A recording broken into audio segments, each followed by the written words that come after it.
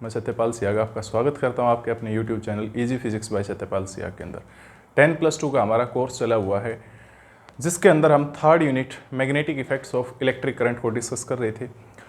Last video के अंदर हमने पढ़ लिया था जी ओरस्टेड एक्सपेरिमेंट को, force on a moving charge in uniform magnetic field. उससे आगे बढ़ते हैं तो आज हमारे पास आता है बावर्ट सावर्ट्स लॉ क्या होता है। बावर्ट सावर्ट लॉ को हम डिस्कस करेंगे, साथ में उसका जो रिजल्ट आएगा उस रिजल्ट की हेल्प से हम कुछ मैग्नेटिक फील्ड फाइंड आउट कर सकते हैं। फॉर एग्जांपल, यदि हमारे पास एक स्ट्रेट करंट कैरिंग कंडक्टर हो तो उसकी हेल्प से मैग्नेटिक फील्ड कितना होगा। सर्कुलर कॉइल में यदि करंट चलता है तो फिर मैग्नेटिक फील्ड कितना होगा, ये हमारा आज का टारगेट रहेगा। तो जुड़े रहिए, देखते रहिए easy physics bye Satyapal Siyag. और हेडिंग में दोबारा चेंज करूंगा क्योंकि बावर्ट सावर्ट्स लॉ अभी पेंडिंग है, तो इसलिए बावर्ट सावर्ट्स लॉ को पहले डिस्कस कर लेते हैं जी हम। तो ओरस्टेड ने मैथमेटिकली नहीं बताया था कि एक करंट कैरिंग कंडक्टर कितना मैग्नेटिक फील्ड पैदा करता है। उसने जस्ट ये बता दिया था हमारे को कि करंट कैरिंग कंडक्टर है तो मैग्नेटिक फील्ड पैदा करेगा, बट ये नहीं बताया कितना पैदा करेगा। तो सबसे पहले इसको बताने के लिए सामने आते बावर्ट और सावर्ट। तो बावर्ट सावर्ट इकट्ठे मिलकर एक नियम देते हैं जिसको नाम दिया जाता है जी बावर्ट सावर्ट्स लॉ। क्या कहता है?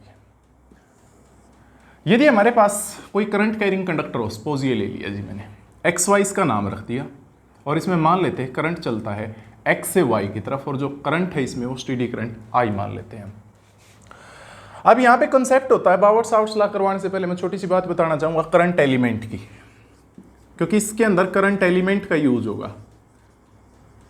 करंट एलिमेंट क्या होता है? जैसे ही कोई कंडक्टर है, सपोज इसकी छोटी सी लंबाई dl है यहाँ से लेके यहाँ तक, और इसमें करंट आई चलता है। यदि करंट की इस लंबाई के साथ गुना कर दी जाए, करंट की और लेंथ की गुना कर दी जाए, तो ये पूरी चीज हमारे पास करंट एलिमेंट बोल दी जाती है। करंट एक स्केलर क्वांटिटी होती है, बट करंट एलिमेंट टोटल एक वेक्टर क्वांटिटी है। लेंथ एलिमेंट एक वेक्टर क्वांटिटी होता है, तो इसलिए करंट एलिमेंट भी हमारे पास एक वेक्टर क्वांटिटी है। तो यहाँ पे बात करते हैं इसकी डायरेक्शन की, तो जिस डायरेक्शन में करंट जाता होता है बेसिकली वही करंट एलिमेंट की डायरेक्शन होती है। तो यहाँ पे हमारे पास सपोज मैंने यहाँ पे बिल्कुल छोटा सा, जितना छोटा पॉसिबल हो सकता है उतना छोटा आप लेंथ एलिमेंट ले लीजिए इसमें से, जिसकी लंबाई dl मान लेते हैं। और यदि करंट एलिमेंट की बात करेंगे तो I की और dl की गुणा कर दीजिए, तो ये हमारे पास करंट एलिमेंट आ जाएगा जो इसकी डायरेक्शन है जी। करंट एलिमेंट आई थिंक आपकी समझ में आया। फिर भी कोई डाउट रहता तो पर्सनली आप इस कॉन्टैक्ट पे व्हाट्सअप कर दीजिए, या फिर हमारा जो टेलीग्राम चैनल है उसका लिंक वीडियो की डिस्क्रिप्शन में मिलेगा, उस पर आप अपनी प्रॉब्लम ले सकते हैं। तो यहाँ पे ये लेंथ एलिमेंट मैंने लिया dl, और करंट इसमें से I चलता है तो IDL ये करंट एलिमेंट बोला जाएगा। सपोज मान लेते हैं यहाँ पे कोई पॉइंट है P, जिसके ऊपर इस पूरे के पूरे आप कंडक्टर की वजह से मैग्नेटिक फील्ड फाइंड आउट करना चाहते हैं। तो हम कैसे काम करेंगे? लेट अस सपोज इस P का करंट एलिमेंट के रिस्पेक्ट में जो पोजिशन वेक्टर है उसको मैं R का नाम दे देता हूँ। R is the position vector of this point P with respect to current element IDL। अब करंट एलिमेंट एक वेक्टर क्वांटिटी है, पोजीशन वेक्टर भी, तो इसलिए इन दोनों के बीच एक एंगल बनता हुआ हमारे को दिखाई देता है, उस एंगल को सपोज थीटा का नाम दे दीजिए। अब बावर्ट और सावर्ट ये कहते हैं कि ये करंट एलिमेंट बिल्कुल छोटा सा, तो थोड़ी सी मैग्नेटिक फील्ड इंटेंसिटी यहाँ पे पैदा करेगा, और वो थोड़ी सी मैग्नेटिक फील्ड इंटेंसिटी प्यारे बच्चों हम dB मान लेते हैं। तो according to Biot Savart's law, this dB is directly proportional to magnitude of the current element. Current element के मैग्नीट्यूड के डायरेक्टली प्रोपोर्शनल है, means dB is directly proportional to IDL, where IDL is magnitude of current element. First point. Second point ये कहते हैं it is inversely proportional to square of the distance between current element and the given point. जो current element और ये point, इनके बीच का जो distance है उसके स्क्वायर की इनवर्सली प्रोपोर्शनल होती है मैग्नेटिक फील्ड इंटेंसिटी। और तीसरी बात ये कहते हैं magnetic field intensity is directly proportional to sine of the angle between current element and the position vector। जो ये पोजीशन वेक्टर R है और करंट एलिमेंट, इनके बीच में एक एंगल है थीटा, तो मैग्नेटिक फील्ड इंटेंसिटी इसके साइन के भी डायरेक्टली प्रोपोर्शनल पाई गई। तीन बातें इन्होंने बताई। Magnetic field intensity is directly proportional to the magnitude of current element. Magnetic field intensity is inversely proportional to the square of distance between the current element and the given point. And third one is magnetic field intensity is directly proportional to sine of the angle between this position vector and this current element। तीनों बातों को आप combine कर दीजिए। तीनों बातों को अगर कंबाइन करें तो dB is directly proportional to IDL sin theta upon R square। और जब भी साइंस के अंदर प्रोपोर्शनैलिटी को इक्वलिटी के अंदर चेंज किया गया तो हमेशा एक कांस्टेंट ने जन्म ले लिया बेटे। तो आज भी हमारे पास एक कांस्टेंट जन्म लेगा और उस कांस्टेंट को मैं के से डिनोट करूंगा। तो D B is equal to some constant के into I D L sine of theta upon are square. ये मैग्नेटिक फील्ड इंटेंसिटी आ गई जी इस करंट एलिमेंट की वजह से इस गिवन पॉइंट P के ऊपर। अब बात करते हैं इस कांस्टेंट की। तो ये जो कांस्टेंट हमारे पास है ये दो चीजों के ऊपर डिपेंड करता है भाई। It depends upon two things. दो चीजें वो कौन कौन सी है? फर्स्ट, सबसे पहला, medium between the current element and the given point. इनके बीच का मीडियम कैसा है? क्या यहाँ पे एयर है, फ्री स्पेस है, वैक्यूम है, प्लास्टिक है, रबड़ है, घास फूस है, सीमेंट है, क्या है? बीच का मीडियम का नेचर कैसा है? सबसे पहले तो इस पे डिपेंड करेगा। सेकंड, ये डिपेंड करता है सिस्टम ऑफ यूनिट्स के ऊपर कि आप मेजरमेंट किस सिस्टम के अंदर कर रहे हैं। क्योंकि जनरली हम मेजरमेंट के लिए दो प्रकार के सिस्टम्स को ही प्रेफर करते हैं, एक एसआई सिस्टम को और एक सीजीएस सिस्टम को। तो आपने एसआई सिस्टम चूज किया हुआ है या फिर आपने सीजीएस सिस्टम को चूज किया हुआ है, इसके ऊपर ये डिपेंड करेगा। तो यहां पे हम केस बना सकते हैं। सबसे पहला केस, यदि मीडियम जो है, केस डिस्कस करेंगे अब हम। फर्स्ट केस, मीडियम यदि फ्री स्पेस है या एयर है या फिर वैक्यूम है एंड सिस्टम को क्या चूज कर लिया आपने? SI. System is SI, then what will happen? क्या होगा? This k is numerically equal to mu naught upon 4 pi. Whole value is equal to 10 raised to power -7 weber per ampere per metre. और जो ये म्यू नोट है यहां पे, that is known as permeability of the free space. इसको क्या बोलते हैं हम? परमिएबिलिटी ऑफ फ्री स्पेस का नाम देते हैं। और यहां से म्यू नोट की वैल्यू आप लिख सकते हैं, म्यू नोट अपॉन 4 पाई इस चीज के बराबर है। तो सिंपली अगर म्यू नोट देखें तो हो जाएगा 4 pi into 10 raised to power -7 weber per ampere per metre. ये इसकी वैल्यू होगी और ये इसकी यूनिट होगी जी। डायमेंशन फॉर्मूला आगे बनाना सिखाऊंगा, अभी नहीं सिखाऊंगा, क्योंकि वेबर जो यूनिट है वो मैग्नेटिक फ्लक्स की होती है। मैग्नेटिक फ्लक्स अभी हमने डिस्कस नहीं किया है तो उसके लिए आपको देखते रहना पड़ेगा। तो ये चीज आ गई। ये आप के की वैल्यू जब यहां पे पुट करेंगे एसआई सिस्टम में, मीडियम यदि फ्री स्पेस है तो डीबी हो जाएगा mu naught upon 4 pi I D L sine of theta upon are square. लीजिए, this is the result for magnetic field intensity due to this small current element at a point when medium between the current element and the given point is free space. Second case, यदि medium तो free space ही है, medium free space है, but system को यदि आप CGS choose कर लेते हैं, सारी की सारी मेजरमेंट आप CGS सिस्टम में यदि करते हैं, then this k is numerically equal to 1. तो ये k सिंपली 1 हो जाएगा जी। और k यदि 1 होगा तो आप जब यहां पे पुट करेंगे तो that becomes dB is equal to I D L sine of theta upon are square. ये रिजल्ट आ जाएगा जब सिस्टम जो आपने चूज किया वो सीजीएस है और मीडियम फ्री स्पेस है। अब करते हैं जी थर्ड केस। मीडियम तो चेंज कर दीजिए, अब की बार कोई और कर दीजिए। ना तो फ्री स्पेस रखना है आपको, ना एयर रखना है, ना ही वैक्यूम, बट सिस्टम को ऐसा ही रख लीजिए। सिस्टम ऐसा ही रखेंगे हम, बट मीडियम जो है वो कोई और कर देंगे। ना तो फ्री स्पेस है, ना एयर है, ना ही वैक्यूम हमारे पास है। तो उस केस में जो k होगा that is simply equal to mu upon 4 pi. k mu upon 4 pi के बराबर हो जाएगा। और k यदि म्यू अपॉन 4 पाई के बराबर होगा तो वहां पे वैल्यू पुट करेंगे तो dB is equal to mu upon 4 pi I D L sine theta upon are square. ये रिजल्ट आ जाएगा प्यारे बच्चों हमारे पास। तो ये 3 केस पॉसिबल हो सकते हैं जी अकॉर्डिंग टू बावर्ट-सावर्ट्स लॉ। अब बात करते हैं इसकी वेक्टर फॉर्म की। वेक्टर फॉर्म मैं केवल यहां पे डिस्कस करूंगा क्योंकि मेनली जो रिजल्ट यूज करेंगे हम यही यूज करेंगे, क्योंकि जितनी भी चीजें मानी जाएंगी वो फ्री स्पेस मीडियम के साथ होंगी और साथ में सिस्टम जो होगा वो ऐसा ही होगा जी। तो इसलिए बार बार जो रिजल्ट यूज होगा यहाँ पे बावर्ट-सावर्ट्स लॉ का वो ये वाला यूज होगा, dB is equal to mu naught upon 4 pi ideal sine theta upon are square. अब इसकी वेक्टर फॉर्म हम करते हैं। वेक्टर फॉर्म कैसे करेंगे?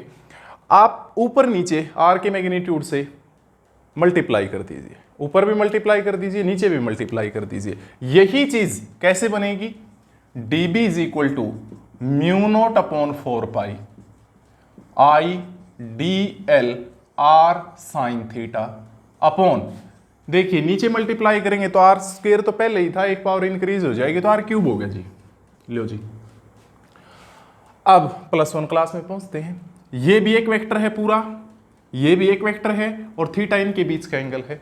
दो वेक्टर यदि होते हैं तो उनकी क्रॉस प्रोडक्ट ऐसे खुलती है जी, A cross B is equal to magnitude of A into magnitude of B into sine of the angle between A and B. तो ए क्रॉस बी को यदि ए बी साइन थीटा लिख सकते हैं तो उल्टा भी तो कर सकते हैं भाई, ए बी साइन थीटा को ए क्रॉस बी लिख सकते हैं हम। तो इसलिए D B vector will be equal to mu naught upon 4 pi I D L cross R upon R cube. This is the vector form of Biot-Savart's law. ये Biot-Savart's law की vector form बन जाती है। अब +1 से एक बात पढ़ते आते हैं, जब भी दो वेक्टर की क्रॉस प्रोडक्ट करते हैं उसका जो रिजल्ट आता है वो भी एक वेक्टर आता है, साथ में वो वेक्टर उन दोनों के परपेंडिकुलर भी होता है जी। जो रिजल्ट आएगा वो एक वेक्टर आएगा और दोनों वेक्टर के क्या मिलता है वो नॉर्मल होता है जी हमारे पास। ये बात हमें +1 से पता है। तो इसलिए जो dB होगा ना बेटे, वो dB इस करंट एलिमेंट और पोजीशन वेक्टर दोनों के नॉर्मल मिलेगा। और आप यदि dB की डायरेक्शन बताना चाहते हैं तो राइट हैंड थंब रूल का यूज कर सकते हैं। राइट हैंड थंब रूल क्या कहता था, पहले वेक्टर से दूसरे वेक्टर की तरफ आप अपने दाएं हाथ की उंगलियों को छोटे एंगल से घुमा दीजिए, तो जिस तरफ ये अंगूठा आएगा वही अंगूठा आपको नए वेक्टर की डायरेक्शन देगा। जैसे मैं यहां पे समझाने के लिए अगर यूज करना चाहूं, ये ए है और ये बी वेक्टर है, थीटा इनके बीच का एंगल है छोटे वाला, क्योंकि दो एंगल बढ़ते हैं। ये हमारे पास छोटा एक्यूट एंगल है और दूसरा ऑब्ट्यूज एंगल है। यदि आप ए क्रॉस बी की डायरेक्शन फाइंड आउट करना चाहते हैं, ए क्रॉस बी की राइट हैंड थंब रूल का यूज करके, तो ए से बी की तरफ उंगलियां घुमा दीजिए छोटे एंगल से, क्योंकि छोटा एंगल तो ये है। ए से बी की तरफ उंगलियां लेके जानी है, दो तरीके लेके जाने के। आप या तो यूं लेके चले जाइए ऐसे घुमा के, लेकिन वो बड़ा एंगल होगा। दूसरा तरीका ये है कि आप ऐसे लेके चले जाइए ए से बी की तरफ, वो छोटा एंगल है, छोटे एंगल से लेके जानी होती है। तो अंगूठा किस तरफ आ गया जी, बाहर की तरफ आ गया। मतलब ए क्रॉस बी का जो रिजल्ट आएगा वो एक वेक्टर आएगा, इन दोनों के परपेंडिकुलर और डायरेक्शन ये बाहर की तरफ रहेगी उसकी। तो इसी तरीके से आप डीबी की direction right hand thumb rule से बता सकते हैं। This is all about Biot-Savart's law. ये सारा का सारा बावर्ट-सावर्ट्स लॉ के बारे में था। अब इसकी एक एप्लीकेशन और करवा देता हूं आज। वो एप्लीकेशन है जी magnetic field intensity due to a current carrying straight conductor. यदि स्ट्रेट कंडक्टर हो हमारे पास और उसमें से करंट चलता हो तो उसकी वजह से मैग्नेटिक फील्ड इंटेंसिटी कितनी रहेगी, ये अब हम इसका यूज करके फाइंड आउट कर सकते हैं।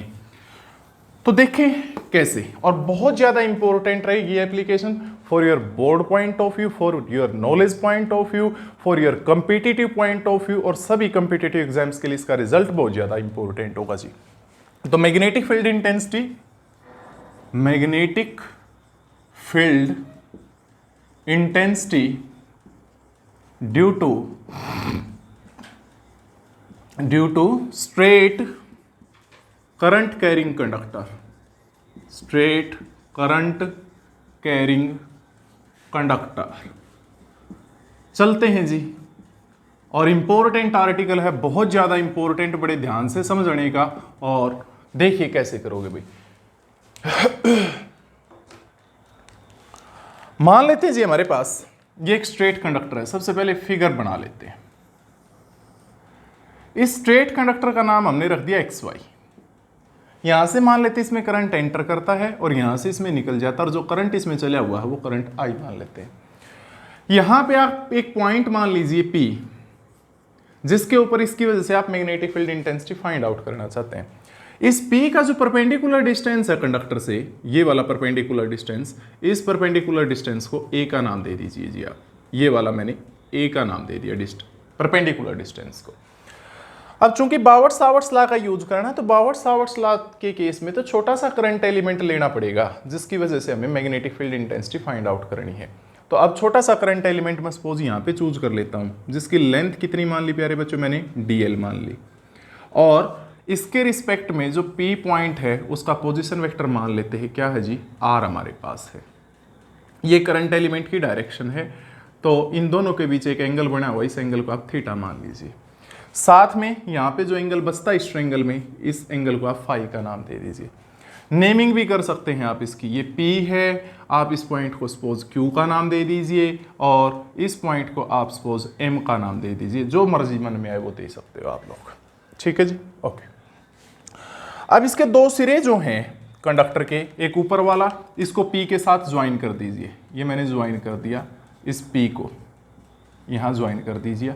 और जो ये एंगल बनता है, इस एंगल को सपोज मैं क्या नाम दे देता हूँ जी, फाई 2 का नाम दे देते हैं। This is phi 2। इसी तरीके से नीचे वाले को ज्वाइन कर दीजिए और जो ये एंगल बनता है, ये चूंकि मेजरमेंट नीचे की तरफ है तो इसलिए अगर आप इसको रेफरेंस पॉइंट लेते हैं P को, तो नीचे वाला एंगल नेगेटिव लेना पड़ेगा, तो -φ1 आप मान सकते हैं। ये सारी चीजें हमें मान के चलनी पड़ेगी। अब आर्टिकल को प्रोसीड करते हैं। कैसे प्रोसीड करेंगे, देखिए साथ में एक चीज और मान लेते हैं, जो Q से M पॉइंट का जो ये डिस्टेंस है, ये वाला, इस डिस्टेंस को आप L का नाम दे दीजिए, स्मॉल l आप इसको बोल दीजिए। अब शुरुआत करते हैं। यदि मीडियम, यदि फ्री स्पेस हो और सिस्टम को आपने ऐसा ही चूज किया हुआ है, तो इस छोटे से करंट एलिमेंट की वजह से P पॉइंट पे थोड़ी सी मैग्नेटिक फील्ड इंटेंसिटी होगी और उस थोड़ी सी मैग्नेटिक फील्ड इंटेंसिटी को dB बोलेंगे और रिजल्ट क्या था, μ0/4π IdL sin θ/r²। ये रिजल्ट था जी। अब ऐसे ऐसे करंट एलिमेंट तो बहुत सारे हैं, ये रहा, ये रहा, ये रहा, बहुत सारे हैं, और इन सभी की वजह से यदि आप P पॉइंट पे मैग्नेटिक फील्ड इंटेंसिटी निकालना चाहते हैं तो उसके लिए तो हमें इंटीग्रेशन करना पड़ेगा। तो इंटीग्रेट कर देते हैं, टोटल मैग्नेटिक फील्ड आ जाएगा। बट प्रॉब्लम है इस इंटीग्रेशन में, वो इस इंटीग्रेशन में प्रॉब्लम ये है जी, क्योंकि वेरिएबल 3 है यहाँ पे। सबसे पहला वेरिएबल तो ये लेंथ एलिमेंट ही है, जितनी मर्जी का चूज करना चाहे उतनी मर्जी का हम चूज कर सकते थे। दूसरा, ये थीटा भी वेरिएबल है, क्योंकि किसी ने अगर करंट एलिमेंट को यहां चूज कर लिया तो थीटा की वैल्यू अलग, कोई यहां भी तो चूज कर सकता है, तब इस थीटा की वैल्यू अलग मिलेगी। यहां अगर चूज कर लेता तो थीटा की वैल्यू अलग मिलती, तो थीटा इज आल्सो वेरिएबल।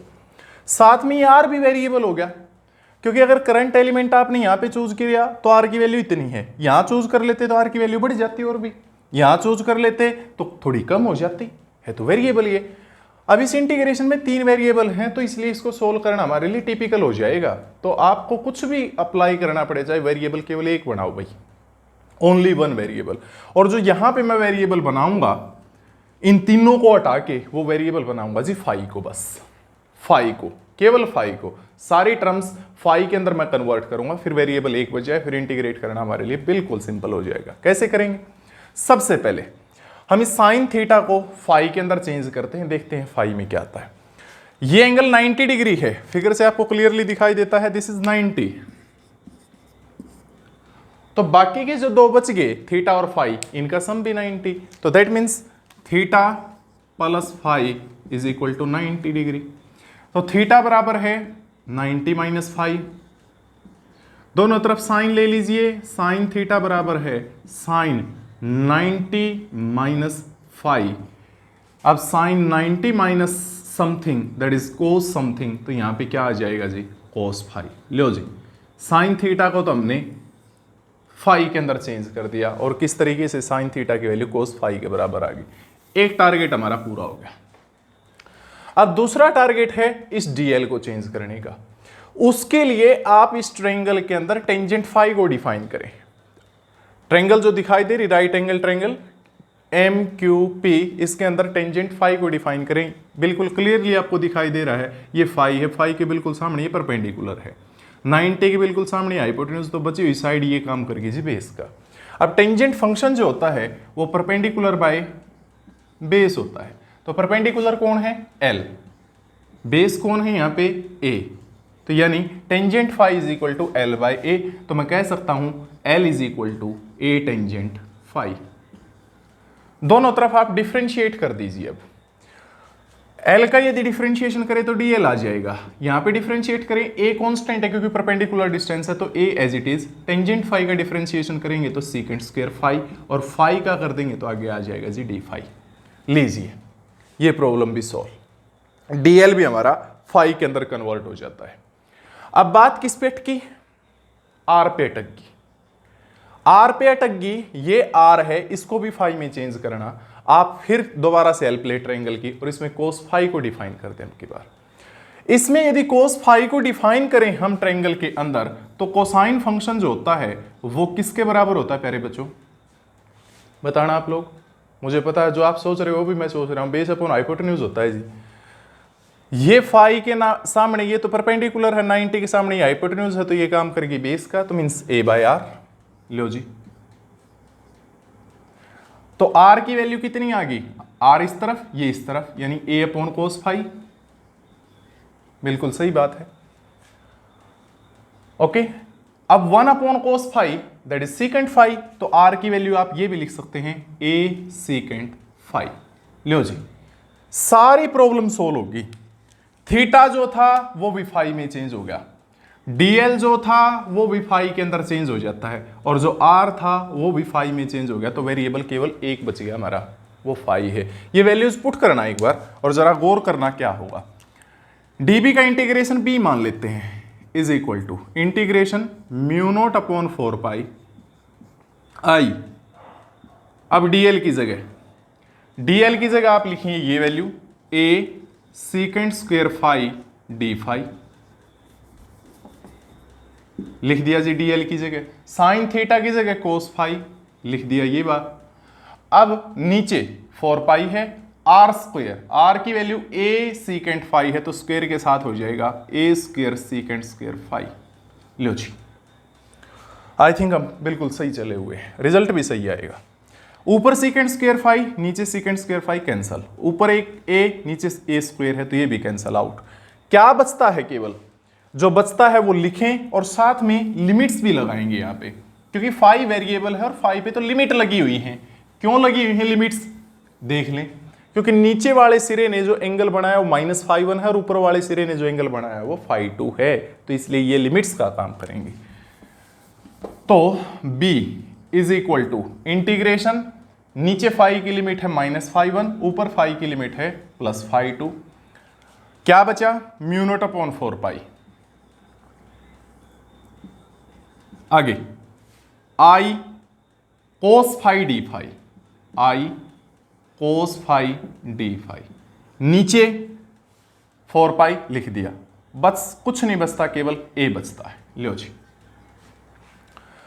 अब इसमें म्यू नॉट अपॉन 4 पाई, ये भी कांस्टेंट, आई भी कांस्टेंट, ए भी कांस्टेंट, तो सारा कांस्टेंट इंटीग्रेशन से बाहर, और यदि बाहर कर देंगे तो b आ जाएगा mu naught I upon 4 pi a integration -φ1 से लेके +φ2 तक कोस फाई डी फाई।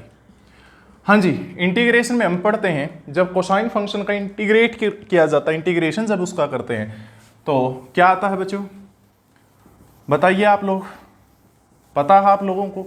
बिल्कुल पता है, साइन फंक्शन होता है जी इंटीग्रेशन, क्योंकि साइन फंक्शन का जब डिफरेंशिएशन करते हैं तो वो कोसाइन फंक्शन आ जाता है, तो डिफरेंशिएशन की उल्टी प्रोसेस ही तो इंटीग्रेशन, तो जब कोस फाई का इंटीग्रेशन कर देंगे तो वो साइन फंक्शन आ जाएगा। तो इसलिए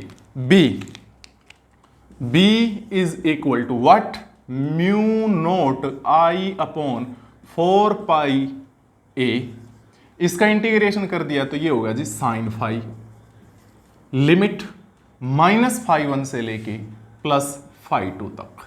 लो जी, अब upper limit minus lower limit, तो mu naught I upon 4 pi a sine, ऊपर वाली लिमिट फाई की जगह क्या पुट करेंगे हम, फाई की जगह पुट करेंगे φ2 माइनस साइन ऑफ, इस फाई की जगह नीचे वाली वैल्यू क्या है -φ1। लो जी, अब एक प्रॉपर्टी और पढ़ते हैं आप मैथमेटिक्स में, sine minus theta minus sine theta के बराबर होता है, तो ये माइनस बाहर निकल जाएगा, माइनस माइनस प्लस, तो आप इसको यूं भी लिख सकते हैं b is equal to mu naught I upon 4 pi a sine of φ1 plus sine of φ2। This is the net magnetic field due to this straight current carrying conductor at given point P। ये result आ जाता है जी finally हमारे पास, इतना magnetic field होगा इस straight current carrying conductor की वजह से इस P पॉइंट के ऊपर। ये तो मैग्नीट्यूड आ गया बच्चों, बात डायरेक्शन की, क्योंकि मैग्नेटिक फील्ड इंटेंसिटी एक वेक्टर क्वांटिटी होती है, तो इसमें डायरेक्शन v है। अब डायरेक्शन बताने के लिए राइट एंड थंब रूल है। वो राइट हैंड थंब रूल क्या कहता है, वो ये कहता है कि इमेजिन कीजिए कंडक्टर को आपने राइट हैंड के अंदर पकड़ा हुआ है, इस तरीके से अंगूठा करंट की डायरेक्शन में हो, तो उंगलियों का जो घुमाव होगा किसी पॉइंट के ऊपर, the curvature of fingers at any point gives us the direction of magnetic field at that point. आप जैसे यहीं पे देख लो, ये लीजिए कंडक्टर मैंने पकड़ लिया, अंगूठा कर दिया करंट की डायरेक्शन में, तो पी पॉइंट कहाँ है, ये राजी पी पॉइंट यहाँ पे, उंगलियां किस तरफ जा रही हैं, अंदर की तरफ गई हुई हैं। कर्वेचर देखना बेटा, आपको घुमाव देखना है, घुमाव किस तरफ है, घुमाव अंदर की तरफ है, यूं ऐसे, मींस मैग्नेटिक फील्ड यहाँ पे पी पॉइंट पे यूं होगा, बिल्कुल बोर्ड के प्लेन के परपेंडिकुलर, और डायरेक्शन किस तरफ होगी जी, अंदर की तरफ। मैं यहाँ पे रिपीट करता हूँ, जैसे यहाँ पॉइंट होता तो इस तरफ उंगलियां गई है, यूं मैग्नेटिक फील्ड, यहाँ पॉइंट होता तो उंगलियां ऐसे आई हैं, इस तरफ मैग्नेटिक फील्ड, यहाँ पॉइंट होता तो उंगलियां यूं घूमी हुई है, इस तरफ मैग्नेटिक फील्ड, और यहाँ पॉइंट होता तो ऐसे। अगर हम 3D में इसको इमेजिन करें तो जो मैग्नेटिक फील्ड लाइंस होती हैं कंडक्टर के चारों तरफ, वो सर्कुलर पाथ में होंगी। किस में होंगी बेटे, सर्कुलर पाथ के अंदर होंगी मैग्नेटिक फील्ड लाइन, जिनका सेंटर कहाँ पे लाई करेगा, कंडक्टर के ऊपर लाई करेगा। तो अगर स्ट्रेट करंट कैरिंग कंडक्टर की वजह से फील्ड लाइन यदि देखें, जैसे ये कंडक्टर हो, इसमें करंट यूं चलता हो, तो फील्ड लाइन यूं मिलेंगी, ये कॉन्सेंट्रिक सर्कल्स मिलेंगे जी सारे के सारे, और ये कॉन्सेंट्रिक सर्कल जो होंगे इनका सेंटर कंडक्टर के ऊपर लाई करेगा। ये इस तरीके से मैग्नेटिक फील्ड लाइंस होंगी एक स्ट्रेट करंट कैरिंग कंडक्टर की वजह से। आई थिंक आपकी समझ में आया है। फिर भी कोई डाउट है तो मोस्ट वेलकम, आप क्वेश्चन पुट कर सकते हैं। अब एक स्पेशल केस कर लेते हैं, दो स्पेशल केस यहां पे करेंगे। सबसे पहला, यदि पॉइंट, ये पॉइंट यहां होने की बजाय कंडक्टर पे ही होता, यदि ये पॉइंट यहां नहीं है बल्कि कंडक्टर पे ही है, तो ये पोजीशन वेक्टर इस तरीके से रोटेट करेगा बेटे। इमेजिन करो, यूं रोटेट करेगा साथ में, क्योंकि इमेजिनेशन का बहुत बड़ा रोल है फिजिक्स के अंदर। ये पॉइंट यहां नहीं है, यहां होता तो ये ऐसे घूम जाता, तो फिर करंट एलिमेंट और पोजीशन वेक्टर के बीच एंगल 0 बन जाता, और यदि एंगल 0 बन जाता तो फिर साइन 0 की वैल्यू तो 0 ही होती है, तो जो थोड़ा सा मैग्नेटिक फील्ड आता ideal sine theta upon are square, वो भी 0 आता और कंप्लीट भी 0 आ जाता। तो इसका मतलब कंडक्टर की वजह से खुद के ऊपर मैग्नेटिक फील्ड हमेशा 0 होता है। हाँ, उसके चारों तरफ तो मिलेगा, बट उसके सरफेस पे यदि कोई पॉइंट ले ले तो वहां पे मैग्नेटिक फील्ड 0 मिलेगा। सेकंड स्पेशल केस, यदि कंडक्टर इनफाइनाइट लेंथ का है, इस कंडक्टर की लेंथ फाइनाइट नहीं बल्कि इनफाइनाइट कर देते, ऊपर भी अनंत तक जाता है, नीचे भी अनंत तक जाता है, तो इमेजिन करके देखो, अगर ये ऊपर की तरफ जाएगा तो ये लाइन धीरे धीरे यूं रोटेट करेगी। पॉइंट यही है, ऊपर की तरफ जा रहा है, ये सिरा मिलाओगे तो ये ऐसे, इस तरीके से क्या करेगी प्यारे बच्चों, हमारे पास रोटेट करेगी।